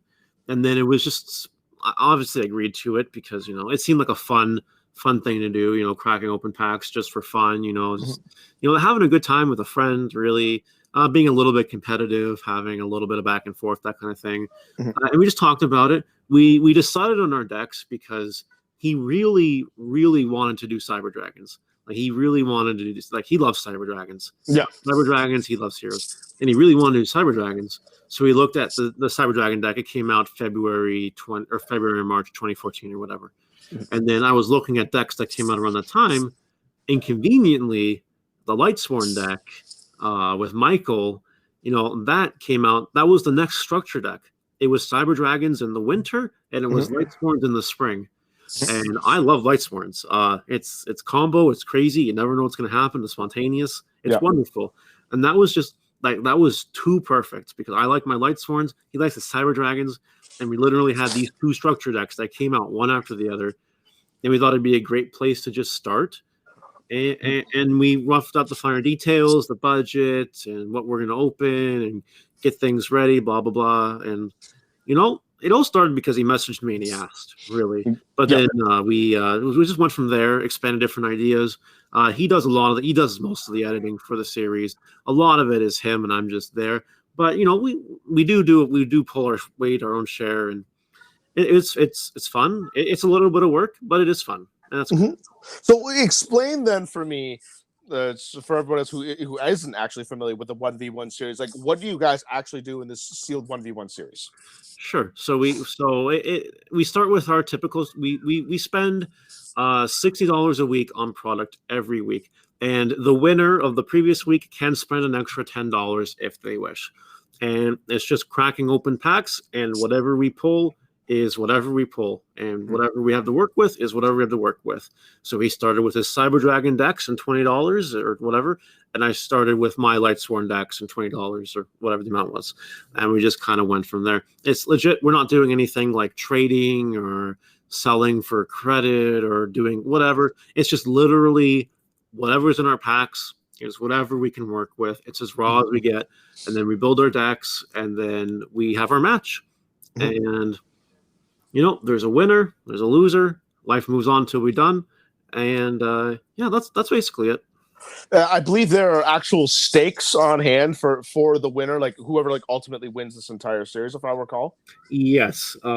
If I win, Ruggles has to buy me a sealed case of product to open, and if somehow Ruggles does win the thing, well, then I have to buy him a sealed case of product, and So that's the stakes. But besides having the prestige of being the sealed only 1v1 winner, there is a big financial penalty for the loser and potentially a big gain for the other person. So how do you determine who's actually going to be the winner? Is it just is it just somebody just deciding just to throw in the towel, or is a specific number of wins you have to reach? Like what's the end goal here to decide who's the winner? The end goal we originally started with whoever won 25 episodes won the whole thing, and it had to be shortened a little bit. Ruggles is going to hate me for not remembering the exact number right now. I think we're on 10 episodes is the win now. We had to shorten it a lot because COVID really COVID kind of didn't help the series because we literally couldn't hang out at the stay-at-home order and film the stuff. So when it came to that kind of stuff, we were theoretically supposed to be done almost 49 episodes by the spring, and now we're entering summer and we've done 14. We just filmed episode 15, so it's a little bit shorter now. But that's it's just whoever gets to the end first wins. And I want to say, I think Chaos Space was the complete game changer for your deck because you've really been a huge runaway ever since you pulled that card. I'm like, oh man, I think you beat Ruggles for a good chunk of while ever since you pulled that card. Yeah, the Chaos Space was really good. It's really interesting because Cyber Dragons have Cyber Repair Plant, which they get in their structure deck. Yep. Lightsworns get Charged Light Brigade, which they got in their structure deck. However, what we didn't have was he didn't have Cyber Emergency, and I didn't have Chaos Space. Both were search cards, really geared to help both of our decks, right? So yeah, Chaos Space, big pull. Pulling a second one, even better. Are we gonna get the third one? Nobody knows yet. But, Chaos Space was really good, and I think what really helped, because he had an edge on me for a little bit, and then I introduced the Phantom Knights into the Lightsworns. Yeah. Ideally, I want to end up with like a Chaos Dragon variant or Thunder Lightsworn or something, but the pulls just weren't happening for it, and I was trying to get other things. So buying the Phantom Knight package in that one sealed product, that really helped, because it's a whole bunch of graveyard floaters, and you can break sword and break things and do all sorts of combo plays. Yeah, and not to mention, like, if you're unable to like OTK him or whatnot, or even just be able to just take control of the game, like the Phantom Knights afterwards then can provide like a form of defense for you when it comes time for Ruggles' turn, because cyber, as most people know, like cyber dragons are meant to be able to explode and be able to OTK at the drop of a hat, and especially with the way like Ruggles has built his deck, like he absolutely can do that. I think that's definitely the ways when he's had victories over you, that's kind of how he's been able to win. So when you're able to control that OTK with the Phantom Knight package, I think that's really helped like tip the scales in your favor a little bit more. Yeah, definitely, and it adds a whole new combo in the deck too. It makes it a whole lot more higher tier thought when it comes to, okay, well, if all these cards that I milled have access to, okay, I gotta kind of finagle my way around a good board. People love seeing it. I know Farfa. We watch his live reacting to our sealed only series. Yeah. And whenever I combo off and just go like bring Ruggles from like 8,000 to 0, he's like in his chair, super excited, just like losing it. He's great. It's so funny. It's all about the fun combos. But yeah, he can definitely just literally do 8,000 damage out of nowhere sometimes. He's done it. I've straight up, he'll make me go first. I'll do something, end my turn. It's his turn. Oh, he wins. Okay. Yeah. Cool. And that's why we got to pray that you at least mill like one Necro Gardener at least to kind of offset some of that damage, because I know you do play Necro Gardener in your deck. I don't know if you play it like right now, but I know like at least when majority of the time in the series that you have been. I had to cut it not a long time ago. I was playing it for a lot of episodes, but then deck space got really tight. But yeah, those Necro Gardeners in the beginning were super clutch. Yeah. Oh man, it felt like 2014 Lightsworns minus the Dragon Rulers, obviously. Yeah. And I'm pretty sure it was Team Super Friends, now though it is like Team Overdose, basically. Lazaro Bolito, I think he was the one who built the deck, actually, who brought kind of Lightsworn to prominence for like the first Shonen Jump Championship, and they put Necro Gardeners in there. It was such an intelligent choice to put in there, and like that, the Necro Gardener is such a beautiful card to play with Lightsworn. I feel so comfortable every time I have a Necro Gardener in the grave. Like I played Lightsworn only one regional, and that was the last day before Lightsworns got nerfed for the first time at the before the ban list. I don't know if you were at that regional. It was a Gatineau regional, and I went with a couple Belleville guys myself. I was with Josh, Ryan. I think Mitch was there with me too. I don't know if you were at that regional, if you know what I'm talking about. I don't think I was. I don't think I was playing seriously or playing at all at that time. Yeah, like having Necrogarden is crazy, and like I rebuilt, like off topic, I rebuilt 2014 Lightsworns so that I can play with Pack 2014 format games, and there's 3 Necrogardeners in there, and milling Necrogarden is just so funny, and it's a level 3. Like you can straight up just like Levier and like detach a Necrogardener and bring something back, and you have defense in the graveyard. It's insane. And yeah, especially when you can bring back and reuse Necro Gardener again. It was actually a tech card that I used once for Insectors as Necro Gardener, because I didn't actually use Threatening Row at the time, which was kind of thought about as a late addition to Insectors, like later in the format. But I used Necro Gardener once because it was a level 3, so I could exceed into anything with it, and it was so handy. There are so many times where I've had my competitive Yu-Gi-Oh friends in my local just cursed the hell out of me because I played Necro Gardener and Insectors. Like I eventually cut it, but when I used it was like, Bowie, I hate you. I hate that Necro Gardener so much, and I love that card when I get it in the grave. It's so much security. I just feel relaxed. I'm like, okay, like, and I can be a little bit more aggressive. I can play that way knowing that I have a Necro Gardener grade. Obviously, you can't always rely on it because, Kaiku, the Ghost Destroyer, was starting to be like anti-Lightsworn tech. But in general, that was always the feeling I always had every time I had a Necro Gardener grave. Necro Gardener is key, and that's a really cool like tech for Insectors, Necro Gardener. Like all that deck building I feel it even in sealed only. Like you need to put in those surprise texts. You need to think outside the box sometimes. Yeah. And that goes for sealed only, older formats, today's format. Just things you normally wouldn't think of, or things that normally don't go here. Try them. Maybe they will. Maybe they'll just work. Yep. And that was one of the things I wanted to, when you mentioned pack, that was one of the things I wanted to note with you as well, is that you've started to like really branch out just beyond just being you and Ruggles. Like you started to make like appearances in many other like content creators videos. Like with Pack, I know he's played you with Shadows before, and I think the last video that you had with Pack, you're still wearing the shirt, by the way, that I gave you. So if people ever see Mario's Gaming World videos, he's wearing a blue Team Mario t-shirt. And he actually got that from me. I remember I was wearing that shirt. We were in a card shop in Belleville. I saw you there, and you were wearing a pretty nice shirt yourself. I think it's stowed away somewhere in the closet for your shirt. And I thought, I'm wearing a shirt. I'm like, oh my god, no, Mario, I gotta give you this shirt, like, because I'm wearing that Team Mario shirt. And I gave it to you. We changed shirts like right in the middle of the store. Like both of us were topless for like 5 seconds, and like, here you go, take the shirt. You're wearing this. And like without you didn't even bat an eye. You didn't like question. Like, yeah, I'm pretty sure you said okay. You just took it, and then you're still wearing it to this day, and it's kind of nice. It's really like, it's really relevant for a person like you, considering you're pretty much building your brand with that shirt itself. Yeah, man, I've had that shirt for over 10 years now. Great little on the spot exchange. I know.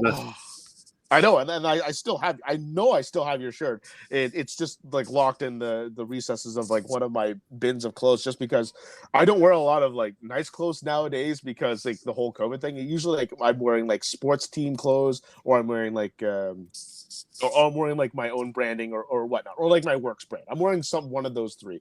So like the only time I wear like really nice stuff is I'm going out for like a nice dinner or like nicer events, which really hasn't happened a whole lot because of COVID, so I really haven't been as fashionable. Cool, but it's nice to see you're still wearing that shirt that I got you a long time ago. I just decided to do it on a whim. It's magically you still got that shirt.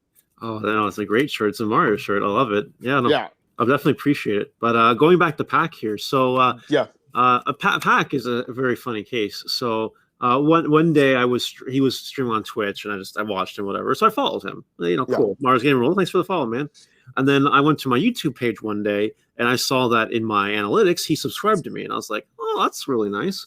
So I messaged him. I'm like, hey, thanks for the YouTube sub, appreciate it. He's like, no problem, man. If you ever want to play games, let me know. We'll play on stream. I'm like, oh, sure. I never really had an Interaction with Pack. Now we talk. Now we're friends. Now we talk. Not all the time. We talk like once a week or whatever.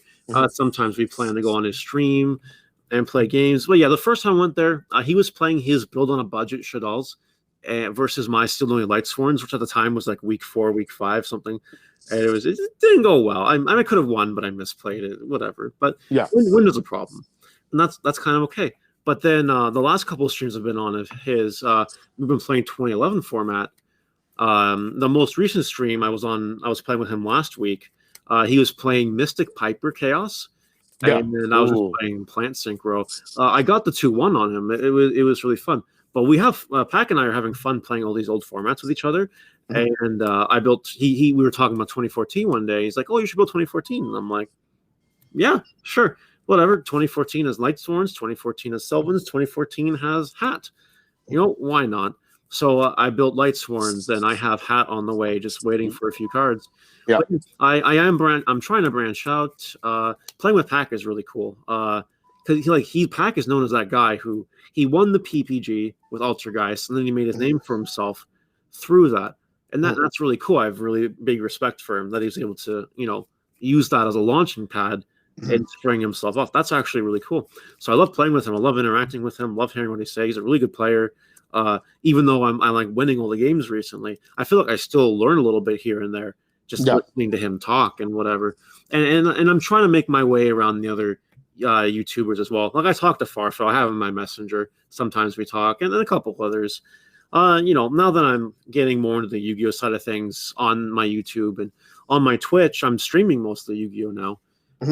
It's only been 2-3 weeks, but most of the streams are Yu-Gi-Oh, and just trying to brand out, because if you can have Yu-Gi-Oh friends in high places, that can't be a bad thing, and it's fun. Collabs are fun. It's one of the best things about making this content. Like yourself, you get to talk to literally almost everyone. Like Yeah. it's crazy. I can't imagine. And so sometimes it can be tricky just getting a hold of some people because a lot of there are a fair amount of Yugitubers that are out there that try to shield themselves from just like talking to the public a lot, just because like they probably get like an influx of people and whatnot. So yeah, it can be tricky getting a hold of some of these people. I know I've contacted many content creators on numerous occasions, like with reminders and whatnot, and sometimes they do get back to me and said, "All right, well, I'll get back to you," and they just don't. Sometimes, and I understand it. Like it's people are busy, and sometimes like doing these YouTube channels can really turn into like a full-time career. It really can for some of these guys. So I know it can really busy. So any hour and a half I can get with these guys, it's a blessing, because they don't have to do it. They don't have to talk to me. Not everyone who's been here on this didn't have to agree to anything. Like they could have just simply said, "No, I don't feel like it. No, thanks. It's all good." But it's so I take it for what it's worth. So, but definitely collaborations are like definitely a wonderful and great thing to do, because like when you get to know these people as well, you really get to know them a lot more. And there are some wonderful people out there. Pac's a really cool guy. First of all, like I can't say enough good things about him, and he's learned the game in a very short amount of time. He's relatively new to the game. I think he's played the game for about 2 to 3 years. So he has been playing a whole lot, but he knows the game very well. And I only think the only reason why I would think that he wouldn't do as well maybe in the past formats is because he was just never part of them. So like being a part of them is just kind of cool, a cool experience for him. But I always said, and I'm going to say this now, like I think he has the potential to be a YCS champion once things open up. I'm putting that out there. I'm willing to bet on that. So let's see if he can help me put my money where my mouth is. Yeah, Pac's a great guy, and like for real, all these collabs are great. Because of YouTube, like I used YouTube, but in a sense to kind of advertise the store indirectly. Yeah, like I get I'll get sales from people in the States that have watched my YouTube videos that have been like, "Hey, I really like your videos. Do you have these cards?" And I'll be like, "Oh yeah, I have a couple of these cards. Sure, all right, sure, I'll pay for them. Want to mail them to me?" Like, yeah, sure, absolutely. And just hopping on people's streams, like I'll sometimes get a view, like someone will message me because they saw me on Pack stream, or with a couple of Digimon players streams. Like they messaged me asking about product or whatever. Like it's actually really cool, the fact that I was able to turn YouTube into like a bit of an advertisement itself, which is kind of always the plan in a sense. But it turned into an advertisement, and then collabing with other content creators and just even appearing on other content creators' streams, just typing away like while they're on Twitch doing their thing, and just socializing with some of them. You'll get a message like, "Oh, hey, are you actually Mario from Mario's Game World?" I'll be like, "Yeah, that's me." And then we'll start talking in their Twitch comments while they're streaming, and it's hilarious. Like the collabs just go full circle. It's really made the store what it is. Still like 75, 80, even 85% of the sales are all local or somewhat local. There's a significant amount of like a good amount of sales that have appeared just for the fact that I've been doing things on the internet, and those sales wouldn't exist otherwise.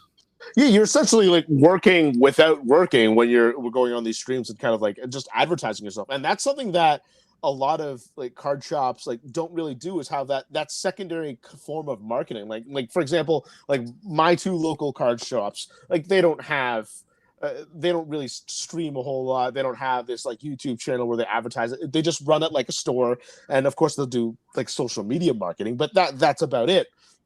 But whereas like when you see like bigger stores that like PPG, for example, they're one of them, like Ultra Reality Gaming, like they put more into their business by like branching out to like Twitch and YouTube and whatnot. Like that's how they really start to build their brand. That's how you get like even people like thousands and thousands of miles away just even know their name, just because like they reach out to that kind of level. And then you're kind of doing pretty much the same thing, maybe on like a smaller scale, but you're getting your name out there a lot easier when you like explore yourself on the internet. And that's and that's a big thing too, is just being known. Like that's always like one of the hardest things for anybody who's trying to like do content creating, is just being known in that sense. And you're just kind of doing that on like on a macro level, like but gradually, bit by bit, but all that stuff adds up. Oh yeah, it definitely does. It's really helpful just going there and socializing with everyone, building a slow like a fan base one at a time, one at a time, one at a time, like because of like YouTube and streaming and having the physical card presence. This has the potential to turn into something, Mario's Gaming World, something really bigger than what it is one day. Like, definitely, if it wasn't for COVID, I'd tell people all the time, this would already be a lot bigger than it is right now. Yeah. COVID really didn't help, but like we have the opportunity because of everything I'm doing. This place can literally just keep growing with the online presence, and like one day I wouldn't be surprised if this can comfortably support a full-time income, like all the time, no questions asked, between sales and YouTube revenue every month, and one day Twitch revenue every month. Every little thing counts, and every person you talk to is just another potential customer, and it's all gathering the whole big base. It's great.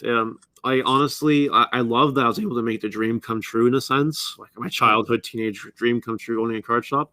Yeah. But it's practical, it's working well, and it's really only going to grow from this point. And I'm pleased. Like, it's good success.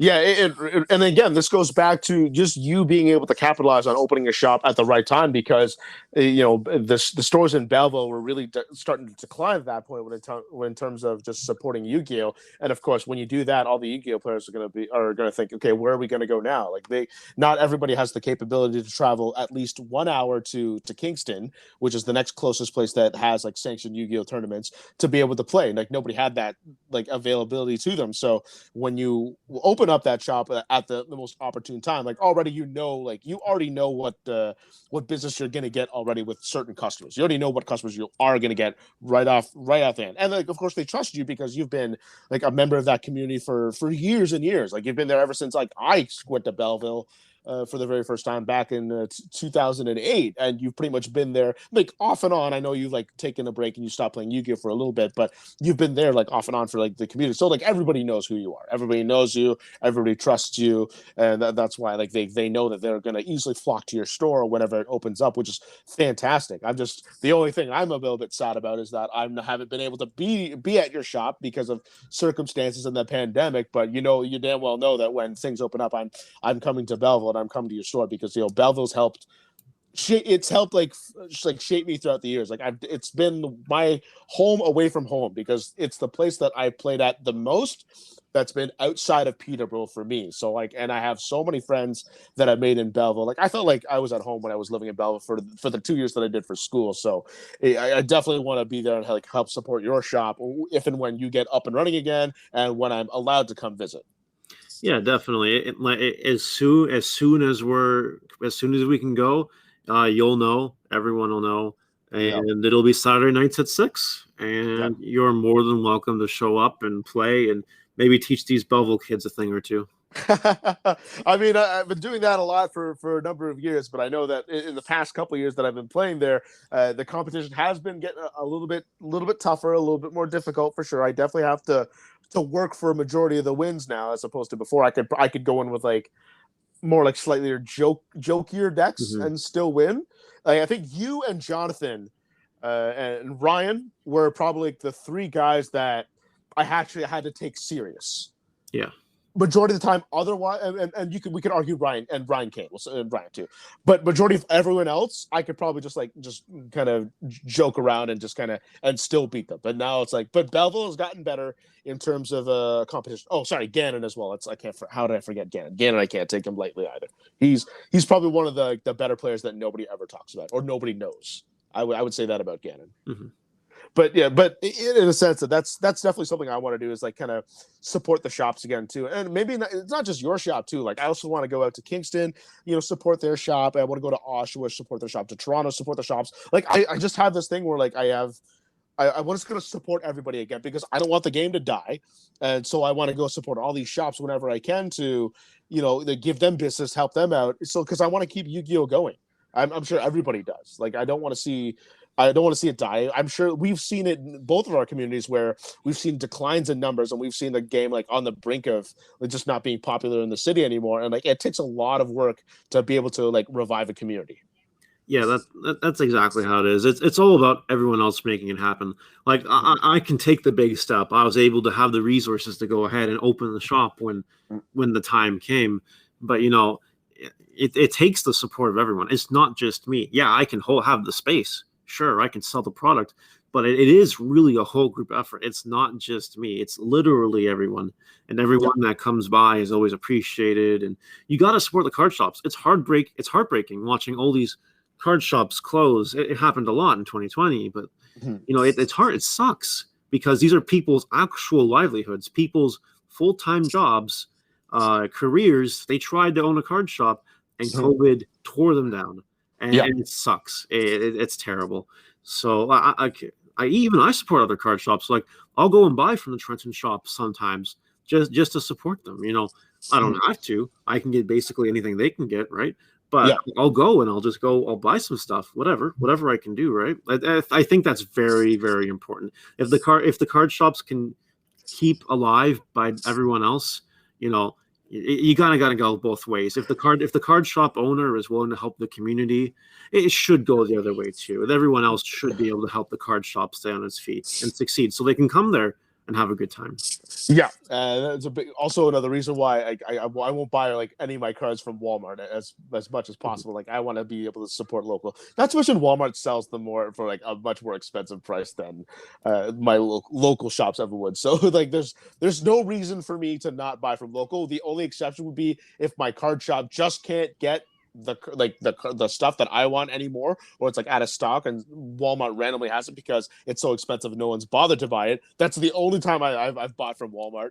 Other than that, I've always bought from like local stores. It's just in my nature too. Like I want to help every single local store that I can because again, as you said, it's all small businesses. People's livelihoods are at stake with these things, and I know that the card stores in Peterborough have in my hometown they've struggled a bit during this time, and especially the one that I work at. My owner is just going through like a tough time right now with all of this right now. He's had to lay off all of us, so we really can't work. And again, like he's just trying to do whatever he can to stay afloat. So I can only imagine what it is for all those owners out there just trying to run with everything with COVID going on. Yeah, it's a nightmare. But anyone that's able to like see the other end when COVID is, not much of an issue anymore. Myself, literally any other card shop, they'll be handsomely rewarded. That's for sure. I have Yeah, 100% faith in that.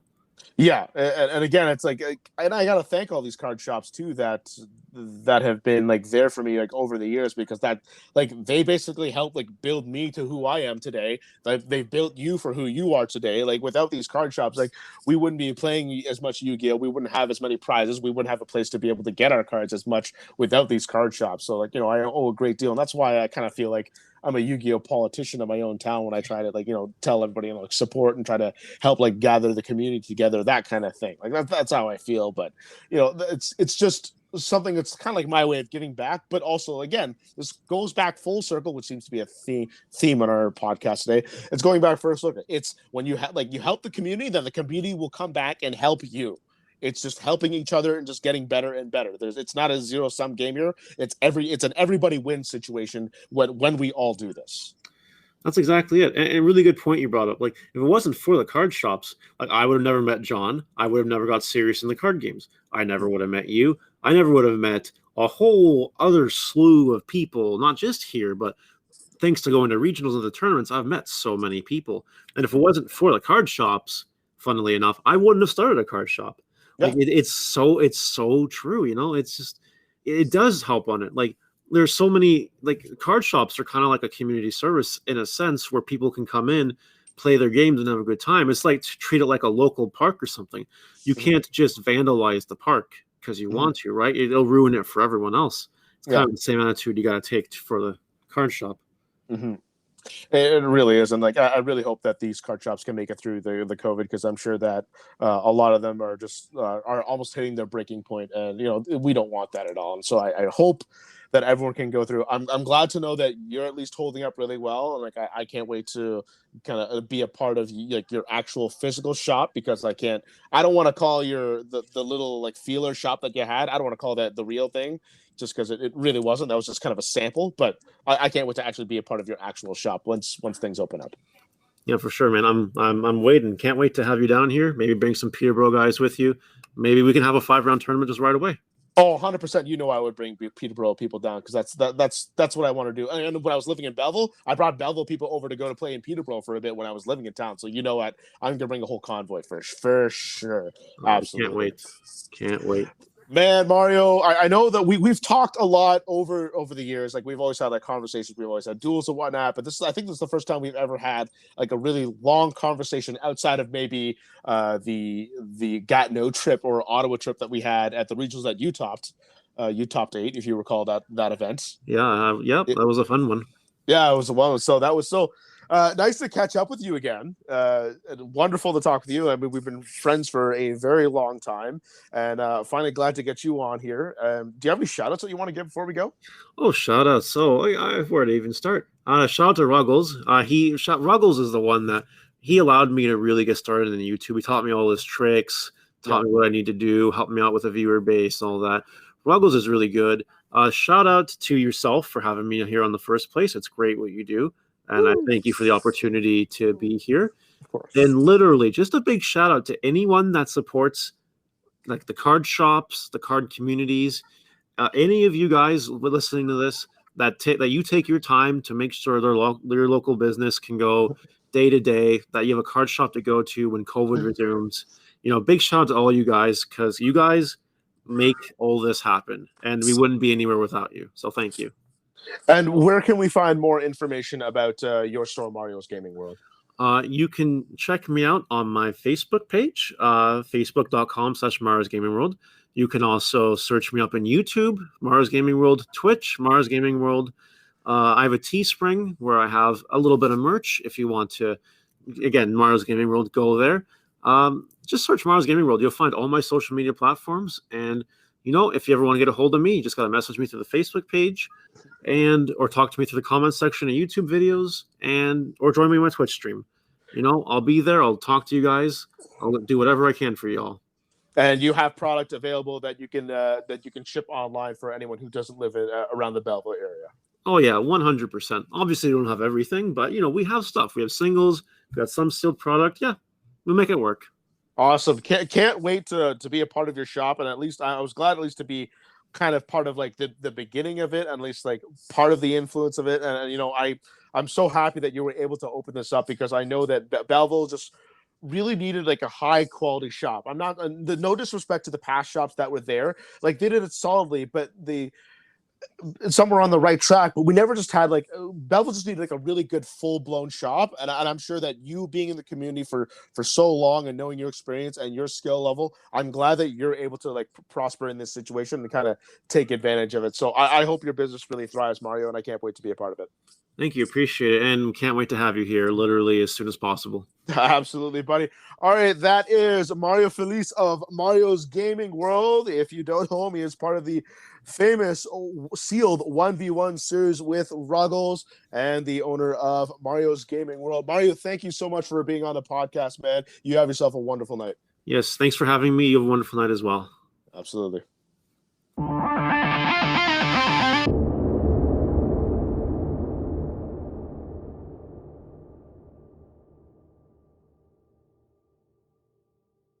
It's funny because like nobody knows him as Rhino anymore. It's only like anyone like in the Belleville area or like anyone like really close to him.